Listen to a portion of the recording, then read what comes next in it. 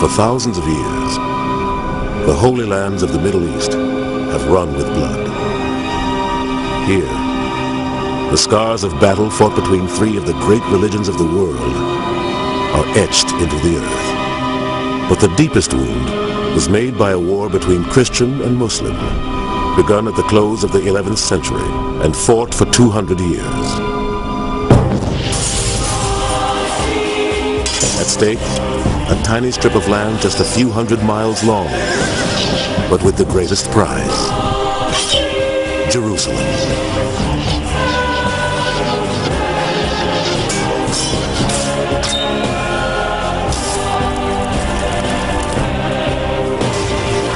Now this holy war has passed into legend. But there were those who saw it with their own eyes. Great chroniclers from two different worlds, Christian and Muslim, who wrote of great deeds, great battles, great warriors, of men who would lay down their lives for their God.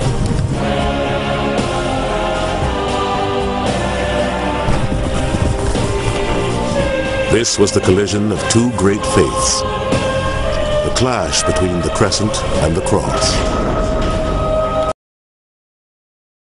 The recently signed U.S.-Iraq Status of Forces Agreement mandates the withdrawal of U.S. troops from Iraq by the end of 2011, and it establishes guidelines for troops' actions until then.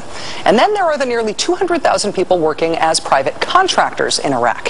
Since 2004, American contractors have operated outside Iraqi legal jurisdiction because the U.S.-led Coalition Provisional Authority wrote a rule that said contractors were immune from the Iraqi legal process. That arrangement has been deeply unpopular with the Iraqi public and most of the world since September 2007, when guards from the Blackwater Company opened fire and killed 17 Iraqis in Baghdad. 5 of the Blackwater employees were indicted on manslaughter charges last month. Now, another private contractor, KBR, the largest contractor in Iraq and a former subsidiary of Halliburton, they've recently been under fire for their actions, more accurately for their inaction. In 2003, shortly after the U.S. invasion of Iraq, 139 Indiana National Guardsmen went to Iraq to provide security for KBR contractors who were working at a water treatment plant in Basra. The workers and the soldiers were apparently exposed to an extremely carcinogenic powder called hexavalent chromium. It's the chemical that was made infamous by the movie Erin Brockovich. At least one Indiana National Guardsman has already died. What was happening in the Western Church was that the Pope was becoming the head of a state. It was becoming Christendom, which was united under the Pope. Pope Gregory created a militant revolutionary movement that was struggling to take control of the whole world and make it truly Christian. Pope Gregory's successor, Urban, was carrying on the good work. And then the Emperor's letter fell, as it were, into his lap.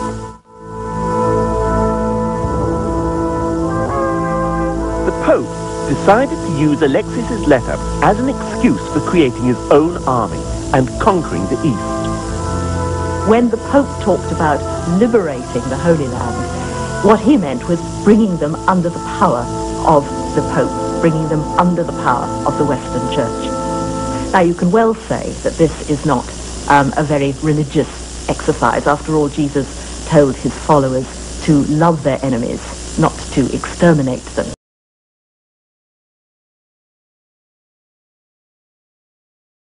Reverend Wiley Drake is from the First Southern Baptist Church of Buena Park, and he believes in something called imprecatory prayer, which apparently means praying that someone dies, which is always classy.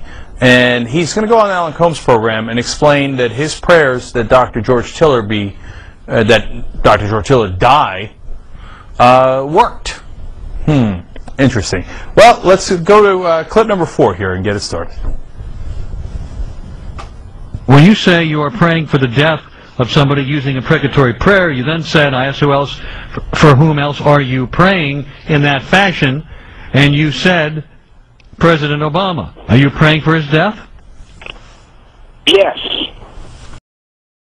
This country's only 200 years old, and already we've had 10 major wars. We average a major war every 20 years in this country, so we're good at it. And it's a good thing we are. We're not very good at anything else anymore. Huh? Can't build a decent car, can't make a TV set or a VCR worth the fuck. Got no steel industry left, can't educate our young people, can't get health care to our old people, but we can bomb the shit out of your country, all right? Huh? We can bomb the shit out of your country, all right? Especially if your country is full of brown people. Oh, we like that, don't we? That's our hobby. That's our new job in the world, bombing brown people. Iraq, Panama, Grenada, Libya, you got some brown people in your country, tell them to watch the fuck out, or we'll goddamn bomb them. Well, when's the last white people you can remember that we bombed? Can you remember the last can you remember any white people we've ever bombed? The Germans, those are the only ones, and that's only because they were trying to cut in on our action. They wanted to dominate the world. Bullshit, that's our fucking job. That's our fucking job.